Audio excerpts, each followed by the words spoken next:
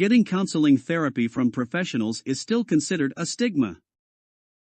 People with mental health problems can also experience discrimination and negative treatments in all aspects of their lives. This stigma and discrimination makes many people problems worse. Mental health remains a taboo in Asia. Poor mental health affects nearly everyone at some point in their lives. A common reason why mental health can be a taboo subject is a fear of appearing weak and vulnerable in front of others. The Inner Link, TIL, is a queer-friendly, queer-accepting, and client-affirming organization. We are governed by the Malaysian Board of Counselor, LKM.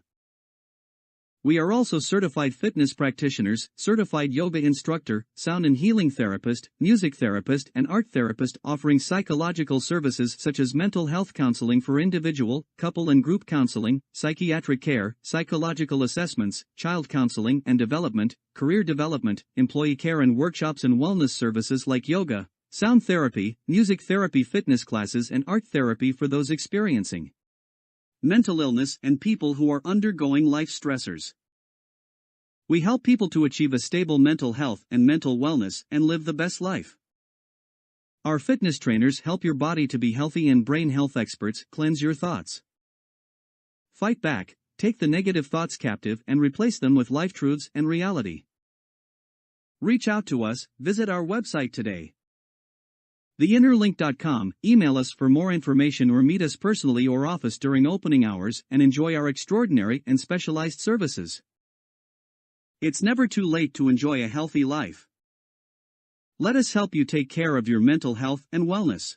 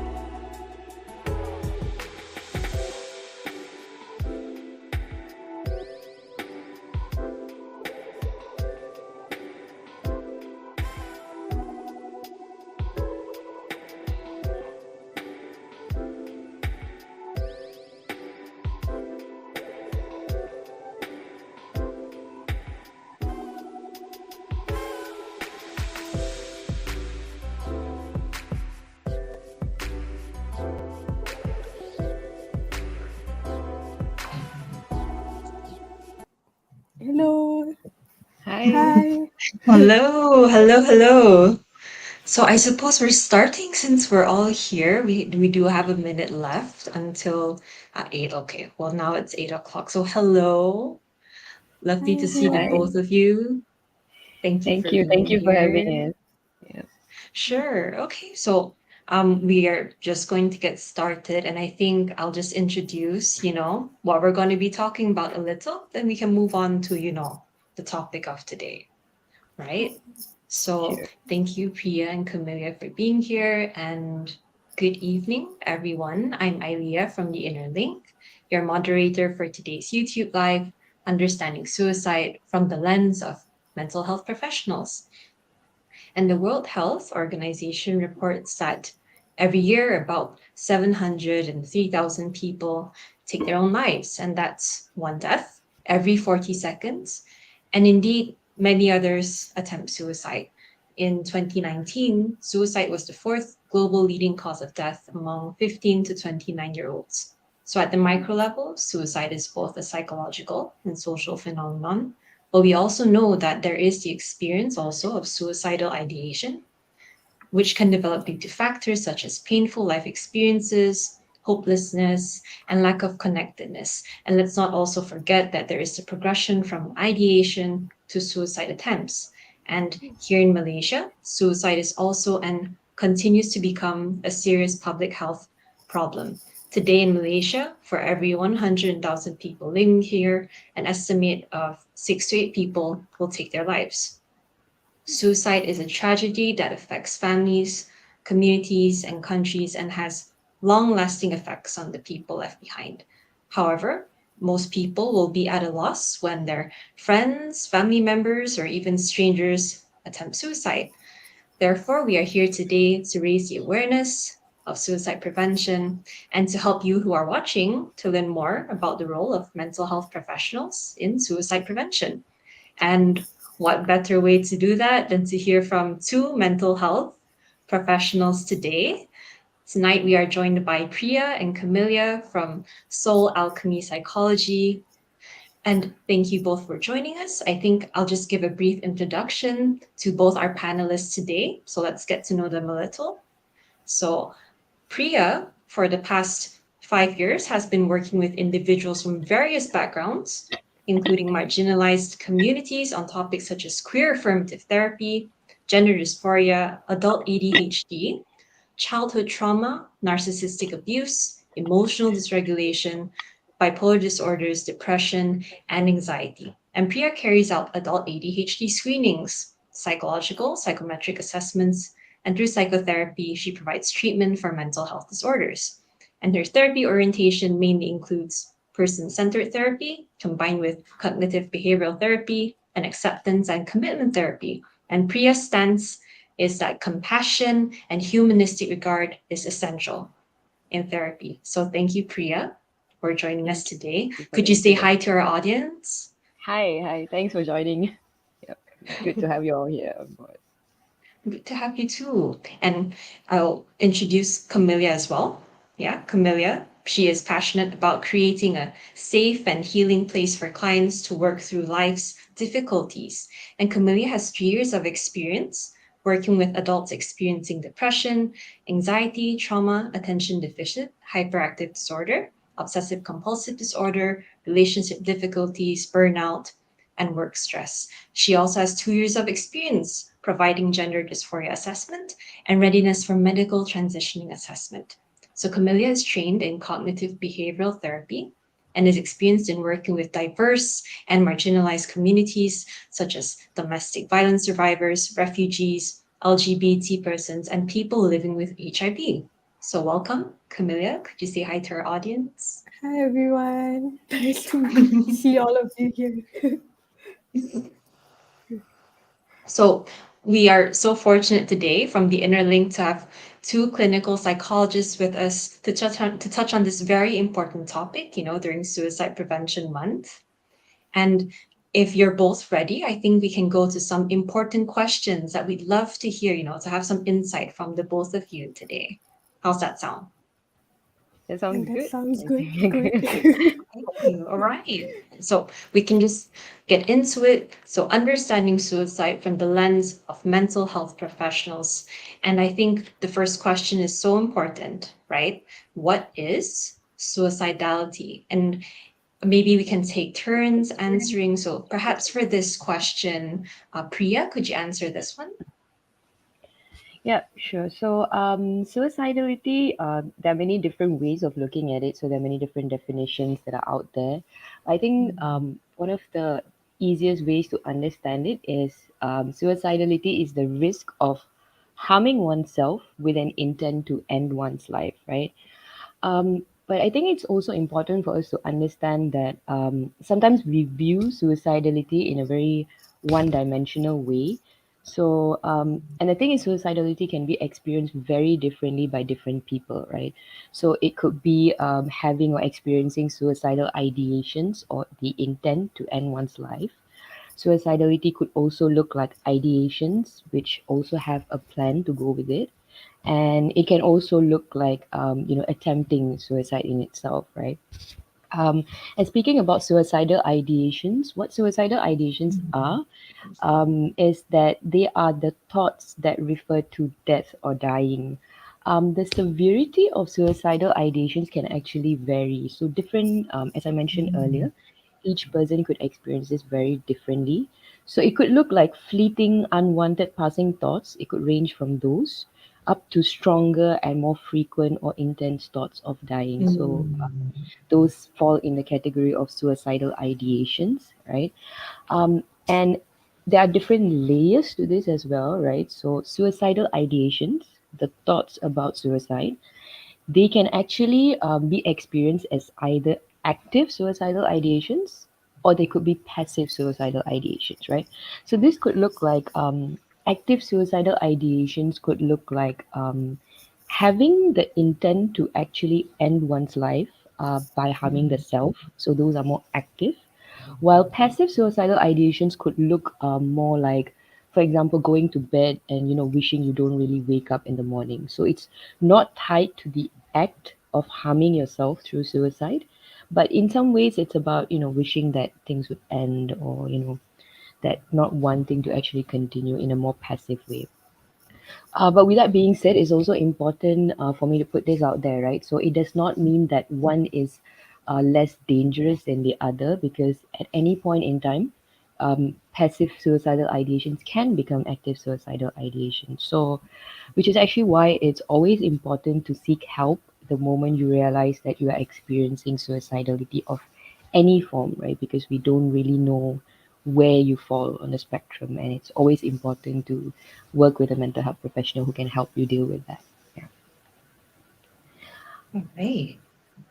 Oh, it looks like I'm not sure. Camelia looks like she has something she wants to add to that. Oh, um, yeah. And like what Priya said, like Mhm. suicidal ideations, they can be like more passive suicidal Mhm. ideations, like thoughts, like, but not necessarily having plans. And they can also be active, like actually having a plan and having the intention of carrying it out. And like what Priya said, it is very important to take all suicidal ideation seriously, because at any point in time it can become active thoughts, active like Mhm. plans. Yeah. Okay. I think this is a very interesting perspective that we're highlighting, just because one person may be showing signs of passive suicidal ideation and not active suicidal ideation, that we shouldn't be ignoring one or the other, that one shouldn't be prioritized over the other. And we're on the topic of this act or intent, right? Where we're talking about suicidality. So I think we can move on to our next question then. Since this is suicidality, right? I think I'll ask Camelia now. What do we know about suicidality in Malaysia? All right. So regarding suicidality in Malaysia, I'm gonna go through like some of the demographics, what we know about the Mm, demographics. So I'll talk about what are the numbers, what are the percentage of people who commit suicide in terms of gender, in terms of age, and what are the main reasons also that people report like committing suicide for. So according to reports, ever since 2019 up until May this year, so May of 2022, there have been a total of 1,708 deaths by suicide. And what that means is, on average, there's about 3 deaths by suicide each day in Malaysia. And that's quite a high and concerning number. And out of this 1,708, about 83.5% of people who die by suicide are female, whereas the remaining 16.5% were male. So you can see here that the majority of the suicide victims were female. And in addition to that, more than half were aged between like 15 and 18 years old. So about 872 cases were of involved victims between the ages of 15 and 18. See. Yeah. And then about 668 were between the age of 19 to 40, and the other 168 were above the age of 40.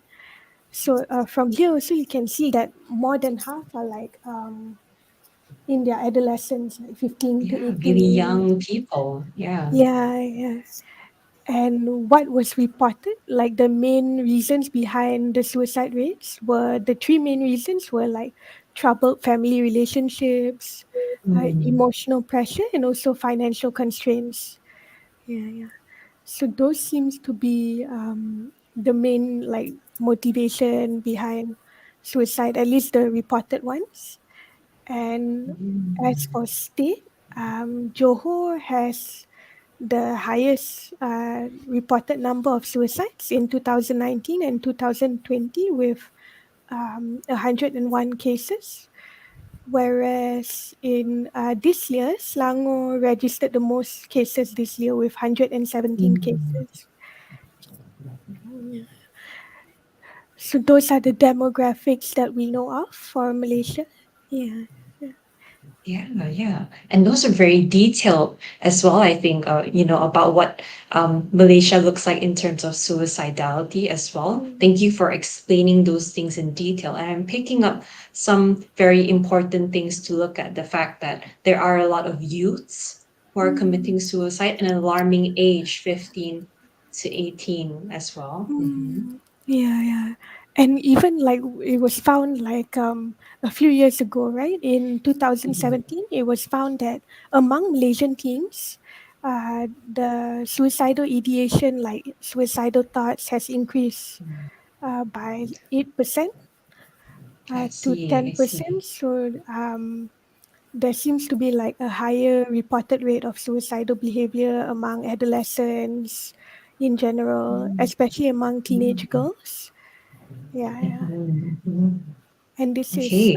quite concerning, and something that we should look more into, like maybe raising more awareness among adolescents about mental health and what to do if they are experiencing like mental health symptoms. And the fact that you also brought up the teenage girls, and in your Mm. statistics earlier, you mentioned that in that good number, a lot of that percentage, I think you said over 80%, were females, which is Yeah. interesting because in the global research, as far as I know, Yes. science research tends to tell us that males are more likely to complete suicide compared to Yes. females. But here in Malaysia, so far the statistics are pointed to females as well. So that's an interesting difference to take note of as well. Yes. It Right. is quite different from what I expected as well. Like you mentioned, usually it's Mm-hmm. more males that complete suicide, right? Yeah. Mm-hmm. Just to add into that, right, Alia, right? So Yes, yes. when we talk about completing suicide, right? So, for example, the statistics Mm-hmm. around the world which show that males actually report a higher percentage of Mm-hmm. completing suicide, it does not also necessarily mean that there are less females attempting suicide. It means that Right. completing suicide just ends up being higher a percentage among males. And a Mm-hmm. lot of times, I think research shows it's because with the male population, they tend to choose more Mm-hmm. lethal ways of committing suicide or ending one's Mm. life. So that also translates to the higher percentage of completed suicide worldwide. Mm. I see. And again, that tells us also just because there's this difference in statistics, it doesn't mean we have to ignore one population over the other. So important. Thank you for bringing That's that very up. true. Yes. That's very true. Yeah. Right. Okay. So if this is, how it is looking like in Malaysia, I think this brings us to our next question. What are some risk factors for suicidality? And I'll throw this question to Priya. Right. Okay. So, some risk factors that we know for suicidality, right? So this is not an exhaustive list, but these are some of the following risk factors. One of the most important or main ones that we know is those who have attempted suicide before. They are at a very much higher risk of attempting suicide. So that's a very huge risk factor for suicide. Other important risk factors for suicide is that sense of hopelessness, worthiness, social isolation, disconnection, loneliness that sort of goes on for a period of time, right? So that becomes a risk factor for suicide. Experiencing a stressful life event such as the loss of a loved one, breakup, it could be the loss of a pet, it could be a lot of different things, right? The ending of a relationship, financial constraints. So these could be risk factors for suicide that we know of as well. Apart from that, there's also substance abuse concerns or issues, right? So for example, alcohol and drug abuse can also heighten the thoughts and the impulsivity that is associated. So, for example, there are suicidal ideations that are already present. Alcohol, substance use, drug can sort of heighten the ideations because of the impulsivity, because of the lowered threshold that happens when there is substance in the system as well, right? So that's a risk factor for suicide. Having suicidal thoughts and also access to things and objects that can harm the self Right. in close proximity at home. So, this could be like sharp objects, it could be a lot of different things within the proximity of where you live, things like that. So, that's a risk factor as well, coupled with suicidal ideation. Mm. Apart from that, underlying mental health disorders, right? So we know that mental health disorders such as depression, bipolar disorder, it could be even anxiety, right? So where there's a lot of mood fluctuations, these also relate very highly to suicidality. They are risk factors for suicide. Um, Not all mental health disorders are relate to suicidality, but they are a risk factor to develop suicidality in that sense, right? Apart from that, family history as well. So this could be looked at two different ways. Family history of mental health disorders that we just spoke about, like depression, bipolar Mm. disorder, right? So that could be a risk factor, but also family history of suicide in the family in itself, that could also be a risk factor for suicide, right? So a lot of recent research that shows that familial and there are genetic components even to the risk of actually committing suicide. There's a more hereditary component.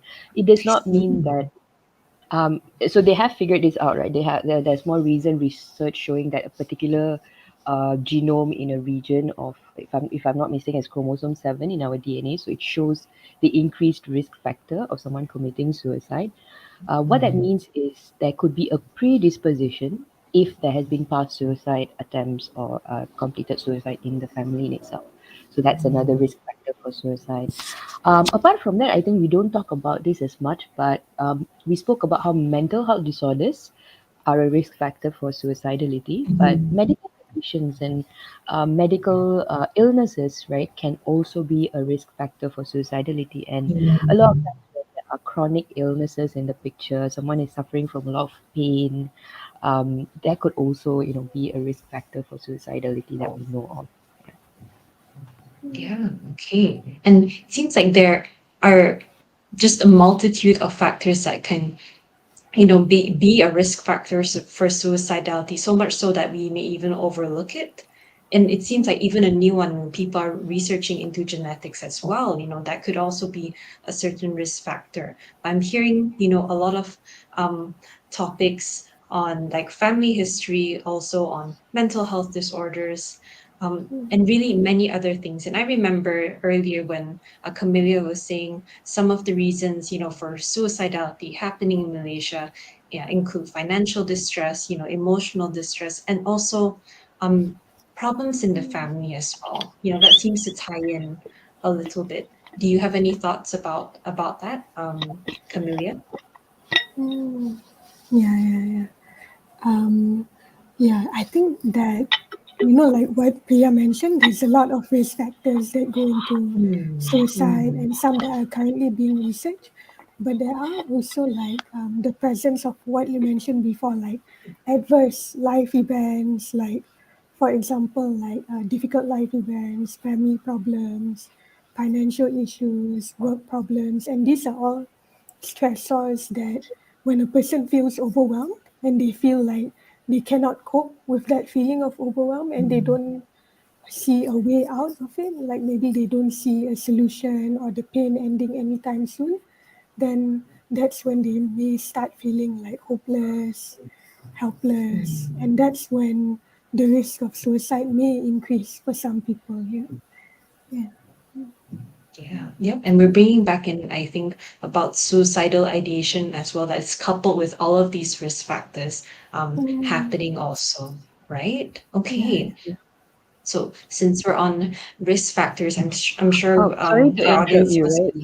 Oh yes, Earlier, sorry. So there's another important sure. one as well. So I think it's also important to mention Yes, this, right? please. Being queer affirmative practitioners as well. I Mm, think we have to also talk about how being part of the queer community, being lesbian, gay, transgender, bisexual, right? That coupled with living in a family environment which is not accepting or hostile, Yeah. that can actually absolutely be a risk factor for suicidality as well. So that's an important one. Okay. So this is also touching on other social demographic factors, and so important that we bring in, the topic of being part of the queer community, being linked to all these other factors that can really be affecting you and are specific, to the peoples in this community, can also be a risk factor for suicidality. I think it's important to highlight that as well.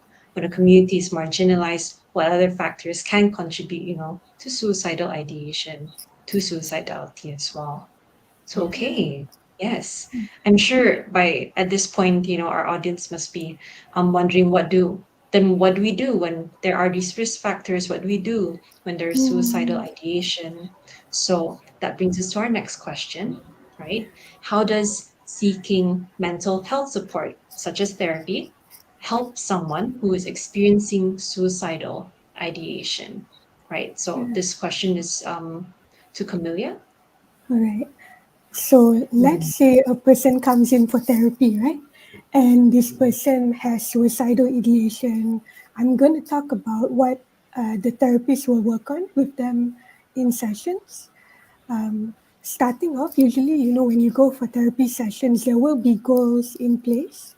So for someone who is suicidal, the most common like long-term goals that the therapist will work on with them would be like the first would be to reduce the suicidal impulses and ideation and return to the highest level of like previous daily functioning.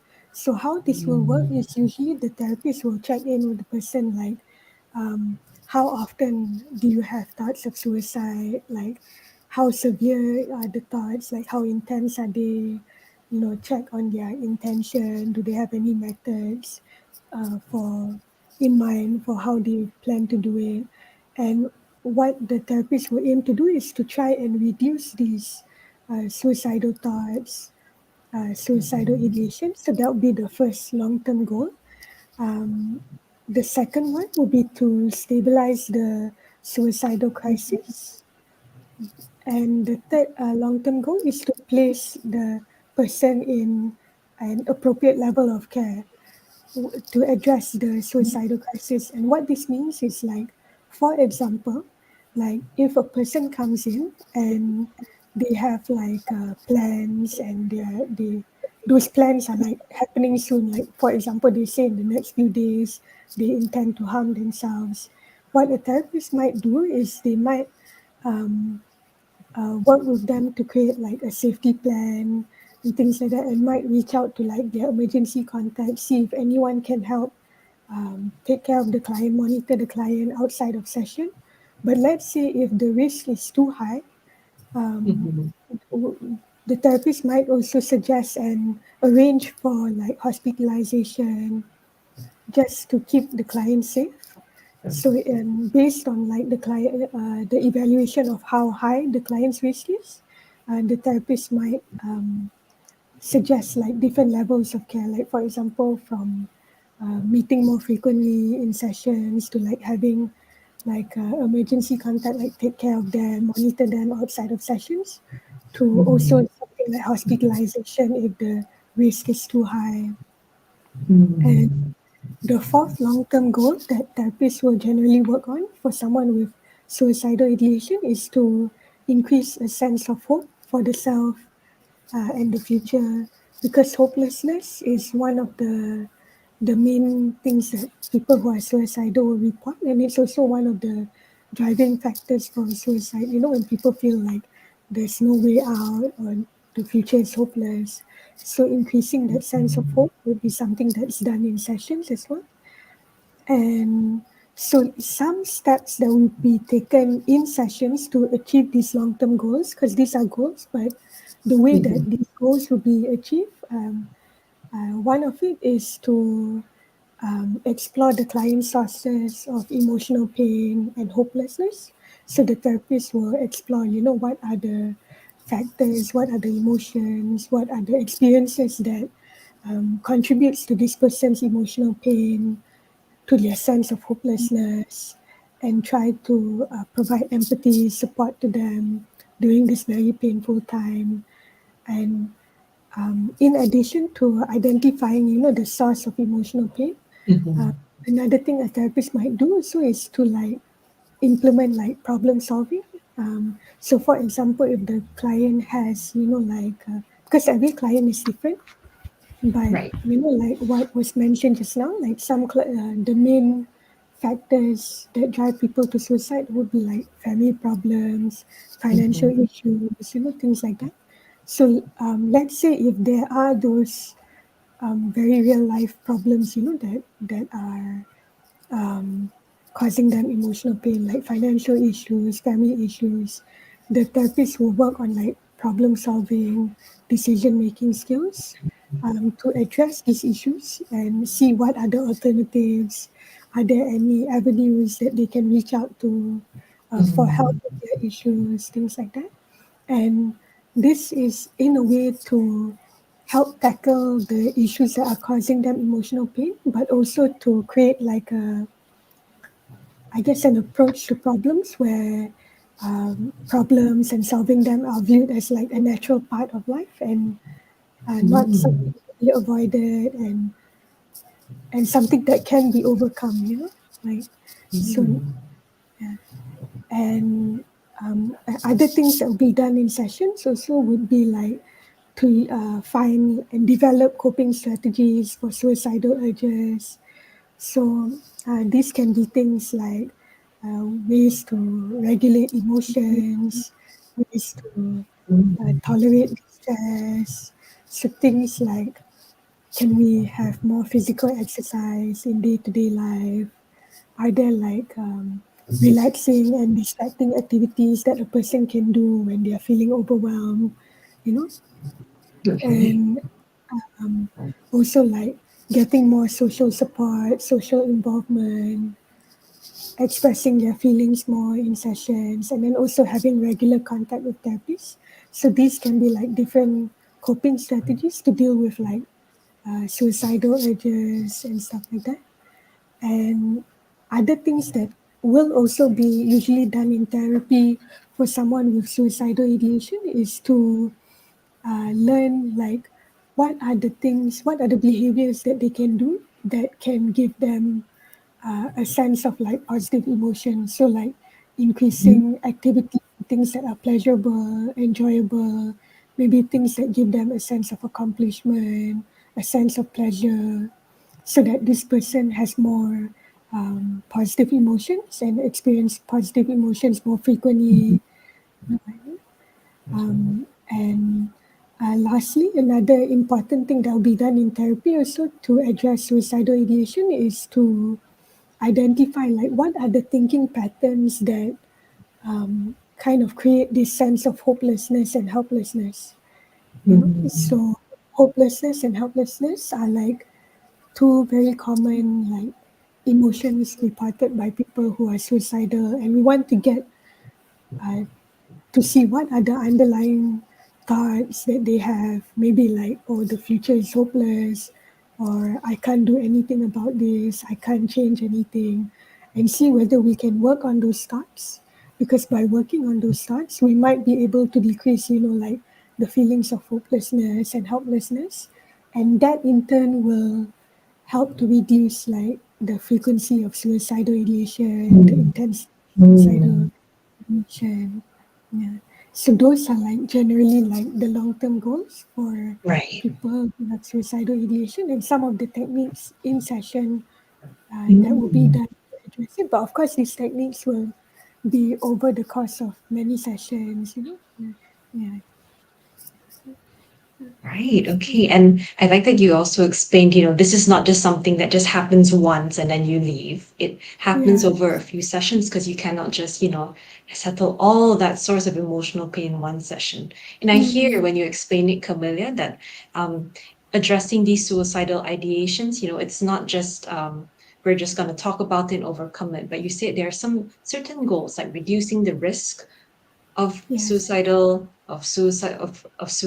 and also stabilizing the situation and also Mm, providing the appropriate care. And I can hear it's also identifying the source of emotional pain, mm, teaching coping strategies, exploring other alternative approaches as well. yes. I think when you mention these techniques, I think it'll be also interesting to hear from a clinical psychologist's perspective, bringing us to our next question, right? Mm. What kind of clinical interventions then would a therapist carry out if at all the client in the session is feeling suicidal? And I'd love to throw this question to Priya. Right.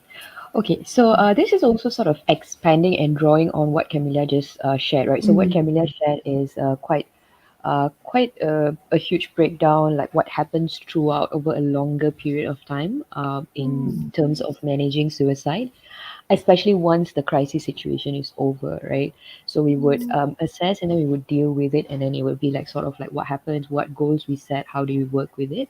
And the clinical intervention I'm going to talk about right now is going to be what happens right off the bat when someone comes in, or whether an existing client that we have already. Um, they can report suicide in the session, or sometimes we might just pick up on certain things, or we might explore, for example, that feeling of hopelessness, and we realize that there might be more to this, and sometimes we would explore in the direction of suicide, very consciously as well. So this is how it would look like once we identify suicidal ideation is present, right?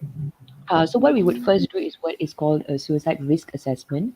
It's a very thorough and in-depth assessment of the individual's current and past experiences of suicidality, their risks and protective factors that they're currently experiencing, that's in their life right now.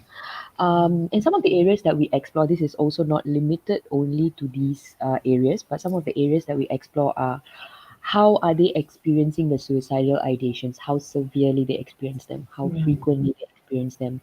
Do they have a plan? Have they attempted? Okay, if they have a plan, what, how, where, when, what do they have in mind with this plan, right? So some people, they have a rough plan. Some people, they have a more specific plan. We check in if they have attempted before. How close have they been to attempting before? Is this a crisis situation? That's also us gauging and assessing if this is a crisis situation, are they at an immediate risk of harming themselves right now? And this would usually, this is what we call a suicide risk assessment, right? So there's more that goes into a comprehensive suicide risk assessment, but these are just some examples of what we would gauge, try to understand, and explore when it comes to a suicide risk assessment. After we do a suicide risk assessment, what we would do is what Camilla mentioned earlier, right? It's we would come up with a safety plan. This is a very customized plan to the person, to the client in the session itself. After, and this is only after we have thoroughly, comprehensively assess the risk of suicide where they are at, right? Of course, it's going to be very challenging and difficult to know exactly. And sometimes clients might even not be ready to talk about it. They might hold back, they might withhold information. But we will usually try our best to assess and understand to the best extent that we can. And once we have done the suicide risk assessment, we would come up with a safety plan, um, customized to the person in the session itself, the client in the session itself, right? So a safety plan could look like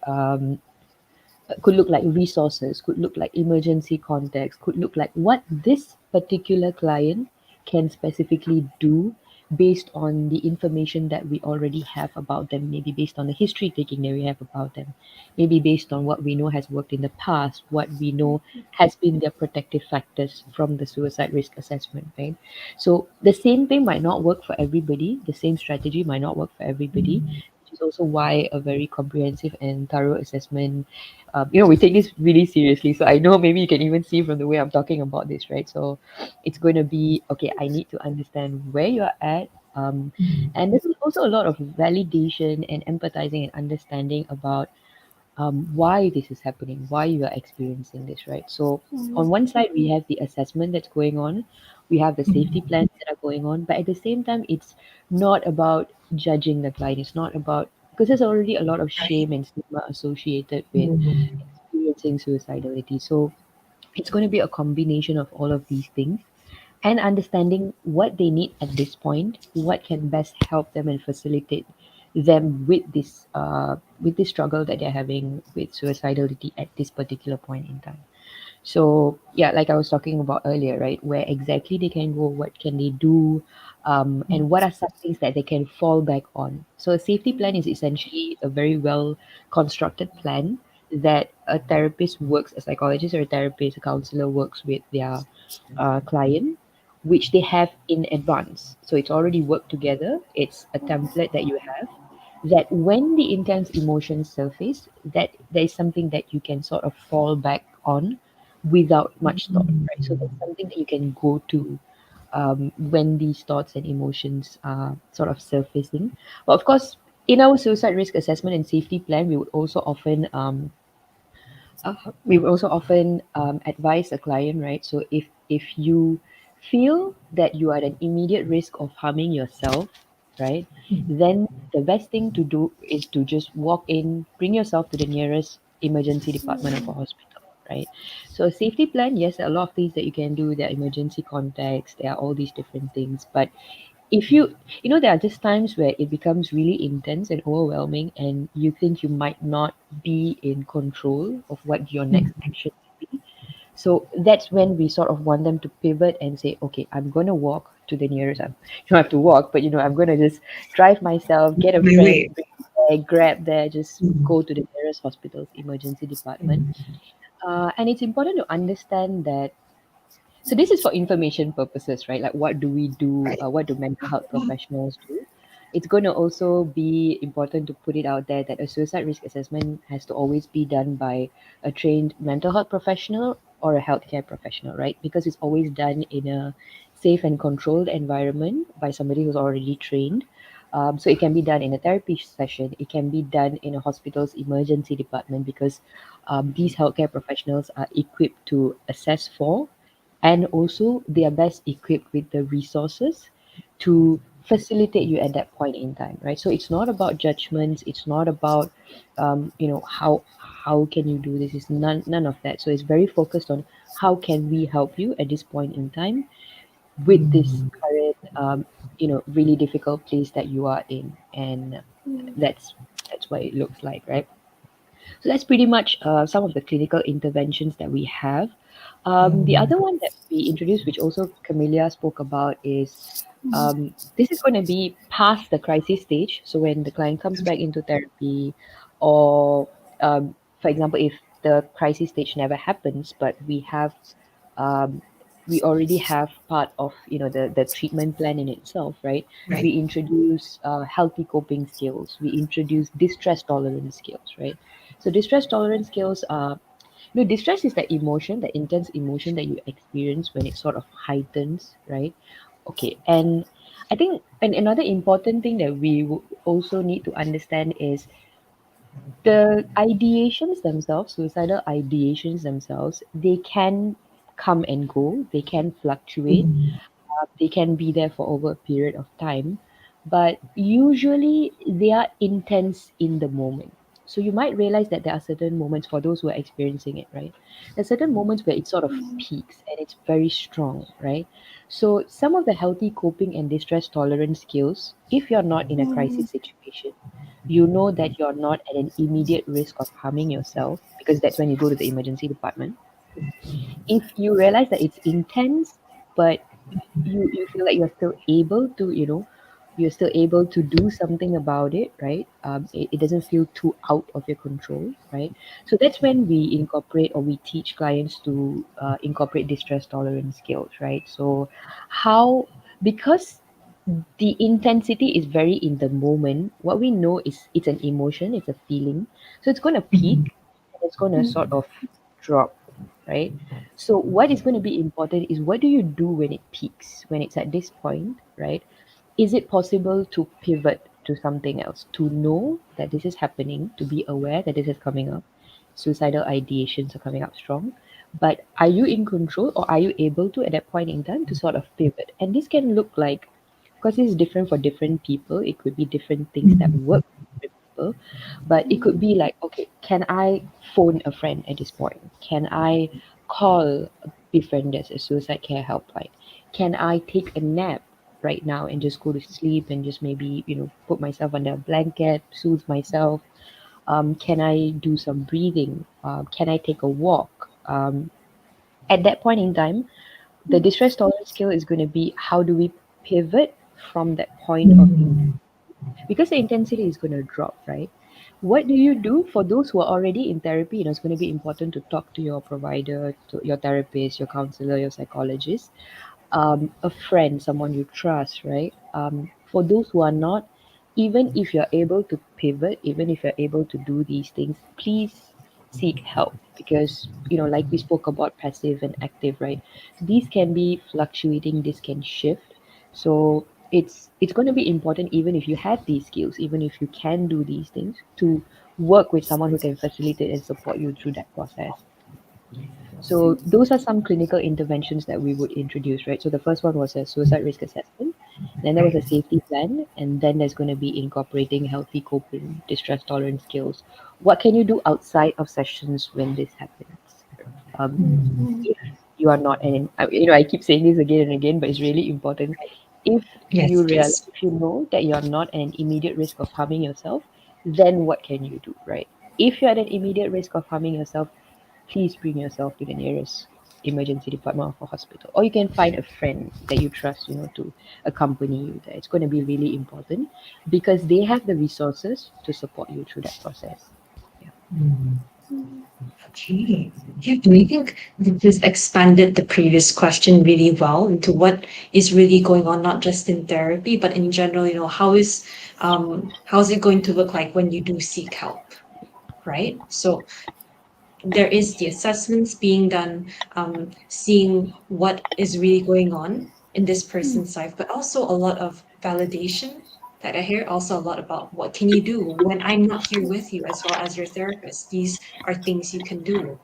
And it's great that you also highlight, that above all things, even if you can handle it, if you are experiencing ideation, to seek help as well. And I think earlier, Priya, you were just on the topic of, reach out to someone you can trust, a friend you can call. And Camelia was also talking about that as well, right? Reaching out to other avenues who the support can be for this person. And I think that brings us to our next question, right? How does social support help someone who is experiencing suicidal ideation? And I'd love if maybe Camelia could answer this one. Yeah.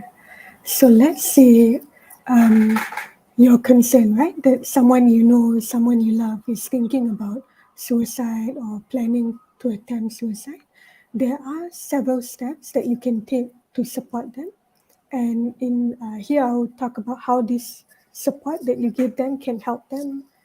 And the first thing that you can do when it comes to supporting somebody who is experiencing suicidal ideation is that to let them know that you care about them and that you're really concerned, you like to help them. And how you can show this care and concern is to be direct and open about suicide. So like openly talking about it, and you can even ask them if they have any plans in mind. So like there is this assumption or like opinion that like sometimes if we ask somebody about their suicidal intention or their plans, that this might increase their chances of committing suicide, or this might give them ideas that maybe previously they didn't even have that idea, right? But actually that's not true, that's not the case. So asking someone about their suicide intention or plan doesn't actually increase their chances of committing suicide. Instead, what it does is that it helps the person to feel safe enough to talk about it, to talk about their feelings and their thoughts, and to get help. Because I think when you ask someone directly, it kind of shows that you are open to talking about it, you are open to hearing about it, and that might reduce the person's like self-consciousness or shame or stigma around admitting that they have those thoughts. And when you do talk about suicide with the person that you love, or someone that you know that you're concerned about, it would be good to like listen and accept whatever feelings that they are expressing at that time. So try to listen to them as non-judgmentally as possible. So like when they express their feelings, for example, if they feel sad, if they feel overwhelmed, hopeless, you can empathize with those feelings. There's no need to like judge or correct those feelings. So allow for those feelings to be expressed. An important point I would like to make here is if, as much as possible, like, because sometimes they might ask you, like, promise not to tell anyone or don't tell anyone about what I told you. So, as much as possible, don't promise not to tell anyone, because this might prevent you and the person that you're concerned about from seeking support. Because let's say if they do have very strong suicidal ideation, or they have plans, or they have plans that they intend to do soon, it is actually important to tell somebody, tell someone, as in like maybe bring them to a therapist or suggest them go to a therapist or emergency room or things like that. So, but before I go further into that, some other things that you can do when it comes to like supporting someone who has thoughts about suicide is to help them like get an appointment, like what I mentioned before, with a medical health professional. So like this can be like a psychiatrist, a psychologist, a counselor. And what you can do is you can offer to go along, like you can accompany them and maybe wait for them in the waiting room while they're having their session. And let's say if the risk is very high and they say like they plan to do something soon, like they plan to hurt themselves soon or commit suicide soon, then go. The best thing to do would be to go to the emergency room. So ideally, go to an emergency room of a public hospital, like a government hospital, because as of now, like private hospitals do not usually handle like suicide emergency cases. So the best would be to go to an emergency room, government hospital emergency room, public hospital emergency room, and there usually there would be like a psychiatrist or a medical care professional who will be available to do like the suicide risk assessment, things like that, like the ones that Priya mentioned. There's usually someone there like 24 hours. They are fully equipped to like handle cases, and they also usually would have like maybe like a ward, psychiatric ward, or inpatient facility where if the risk is too high, then there is a place for someone to be admitted to maybe like for a while until that risk is deemed to be lower or the person is no longer deemed to be at risk to like harm themselves. And another important thing when it comes to like providing support for someone who is having suicidal ideation or plans is to also check in with yourself. So because it can be quite stressful, like emotionally draining, and it can take a toll on the person providing support also. So it would be good to check in with yourself and find someone that you can talk to about, like if you are experiencing stress or worry, sadness about this person that you're concerned about. And yeah, and this is very important because you can only provide as much care as you also have. So if like in order to care for others, to some extent you also need to care for yourself. So if you need to support for yourself also, it would be good to talk to someone that you trust or even seek care yourself, like with a professional, if like you're stressed or concerned about someone else in your life having suicidal ideation. So those are some of the ways that you can support someone who is having suicidal ideation. Okay. Okay. Okay. So that is, I think that touches a lot also with all the ways you said that people can support, others who are experiencing suicidal ideation. I hear a lot of being with the person, helping the person find appropriate treatment, to listen to them. I'm hearing there is a lot of the delivering of you are not alone throughout that whole process, Yeah. right? And we have a couple more questions, and I'll just move on to our second last question for today. Why is it important to talk about suicide in and outside of therapy? There is the stigma, right? But why is it important to talk about it? Right. Priya? Okay.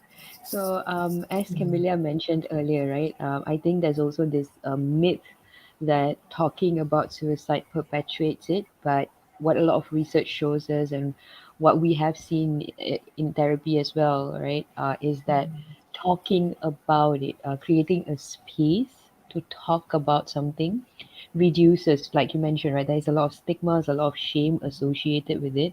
And because suicidality can be a very disconnected and isolated experience, right? There's this sense that, and a lot of times it feels that way, right? That you are alone in this. There's no way out. That there's no one else who's experiencing it, right? There's a sense of disconnect because the whole world seems to be okay and the whole world seems to be fine. But creating a space to talk about it, whether inside of therapy or uh, among each other, right? Whether it's a friend or whether it's a group of friends, people who you trust, right?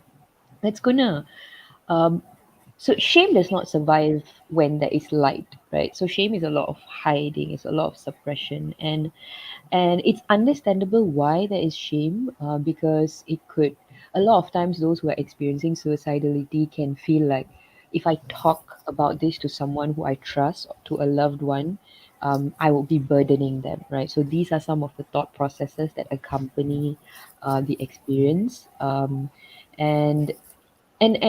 because suicidality can also be, it does not have to be related with depression, but a lot of times it's related to a low mood or depressed mood state.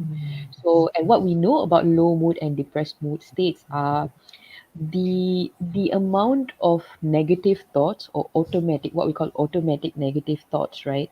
They are way higher when you are, for example, compared to if you are not in a low or depressed mood state, right? So these thoughts about being a burden, these thoughts about, no one would understand me, I would never receive help, things would never become better, right? You can also view automatic negative thoughts in a different way, which is like, sometimes when you're in a very depressed state or a low mood state, right? your mind and your brain can actually lie to you. So that's what these automatic thoughts are, right? So what your brain is trying to do, it is trying to protect you by avoiding threats, by avoiding pain, by avoiding suffering. But and in that attempt to protect you, right, what the brain is doing is sort of preventing further connection, preventing further support, preventing further isolation without actually knowing it. So creating a space to talk about suicidal ideations or plans, attempts, anything, the experience of suicidality removes that or reduces the shame and stigma greatly, right?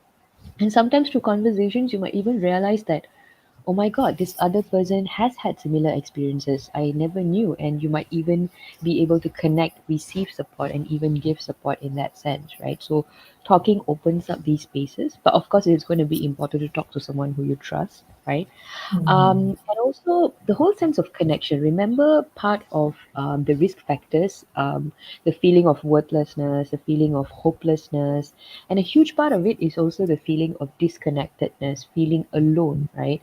So, to offer connection increases a sense of belonging, and research shows that an increased sense of belonging actually reduces the risk of suicide greatly, very, very greatly. So, just to offer that space would also mean offering a sense of connection, and the other person can or might feel a sense of belongingness where previously they did not feel that way, right? And there's with belongingness, there's connection, there's a little bit more hope, right? That when it's really difficult to see the light at the end of the tunnel, right? Just a glimmer of something gives people something to hold on to, right? So that's really important in that sense. Why it's also important to talk about suicide is valuable, trusted resources can be accessed by talking about it to trusted person, to a mental health professional, right? So you might find that a friend has had a previous experience, or a friend might be in a place where they can suggest some resources to you, or a friend might offer to, like what Camilla mentioned earlier, you know, if you're ready to go and seek help, a friend might offer to follow you and sit with you or sit outside the session, right?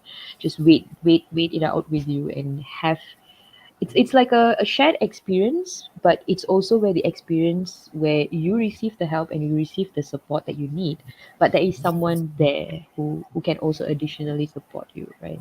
And it increases a sense of belonging. Even going into therapy, right? So there is a sense of connectedness. Of course, it's a more professional relationship, right? A therapeutic relationship.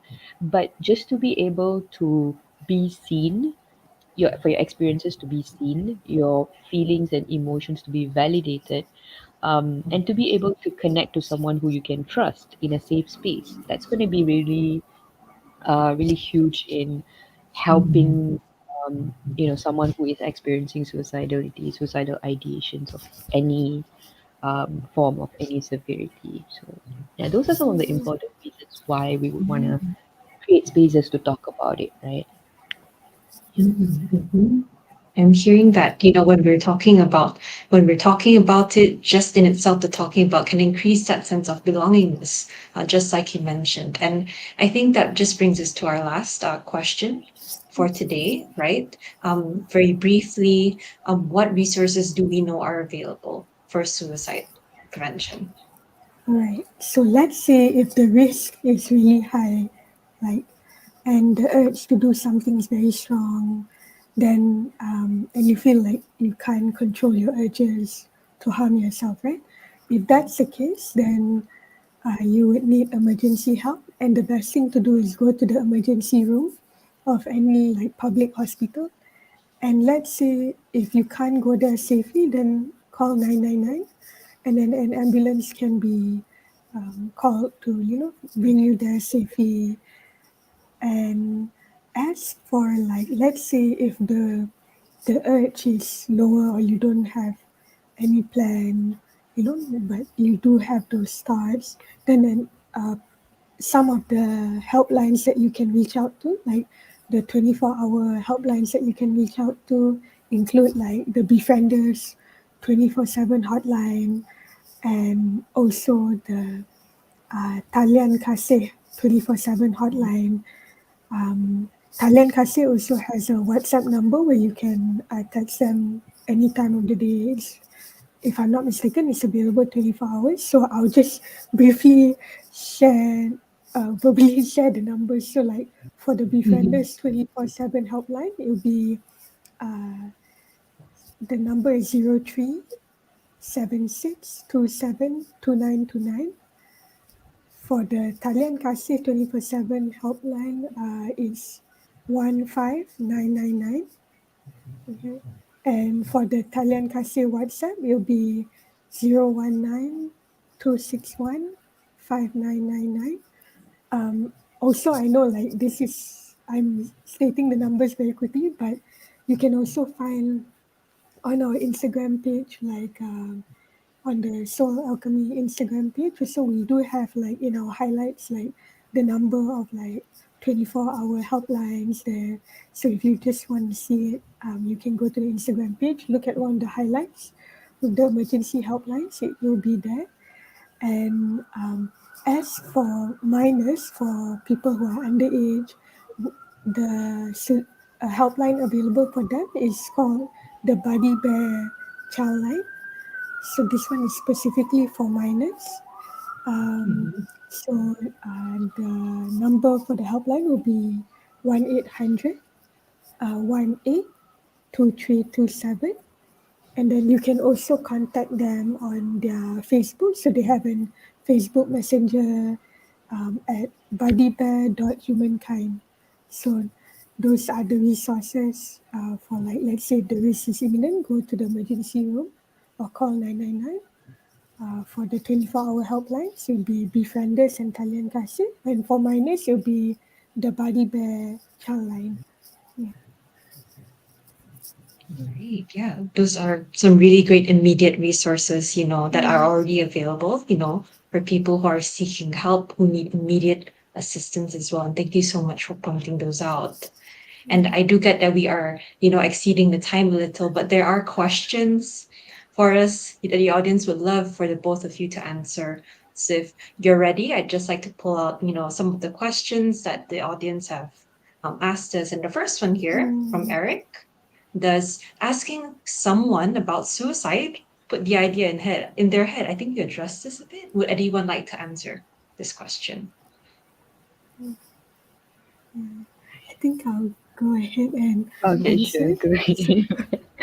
So for asking someone about suicidal ideation or their plans doesn't increase their chances of committing suicide. Also, it doesn't, let's say if they never had that idea, asking them would not like put that idea in their mind. So it's usually when you ask them, they either already have the idea or they don't, but it won't like increase the chances of them thinking about suicide. So it is safe to bring it up, ask that question.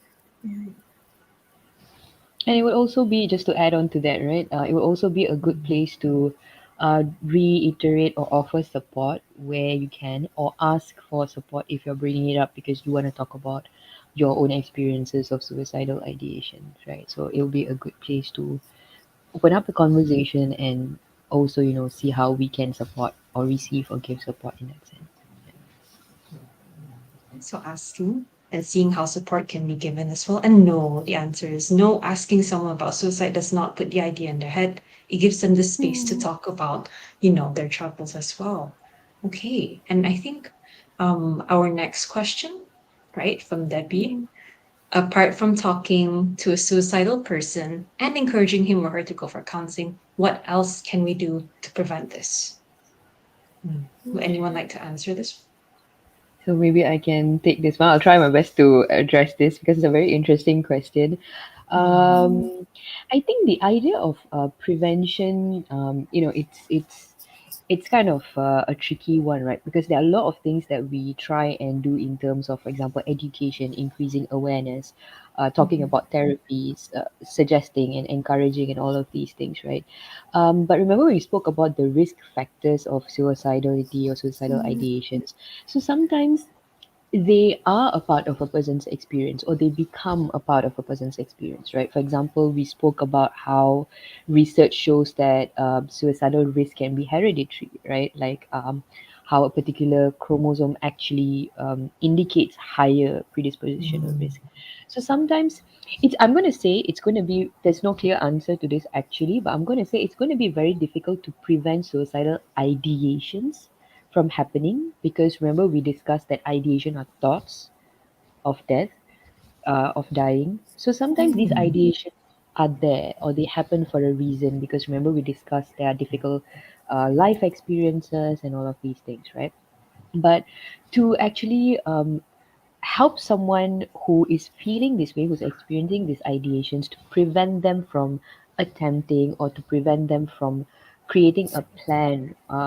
It's going to be difficult as well, because sometimes that's already a part of their experience as well. But that's also where seeking mental health support, talking to a trusted person, is going to be really important, right? So, and I believe talking about it, having conversations like what we are doing right now, these are also ways in which we can increase the awareness, or reduce a little bit that sense of isolation and disconnectedness or loneliness, because then we realize that this is an experience that extends, right? A lot of people have that, and there are also even researchers that tells us that to a certain extent, right? Remember we spoke about how suicidal ideations can increase in severity.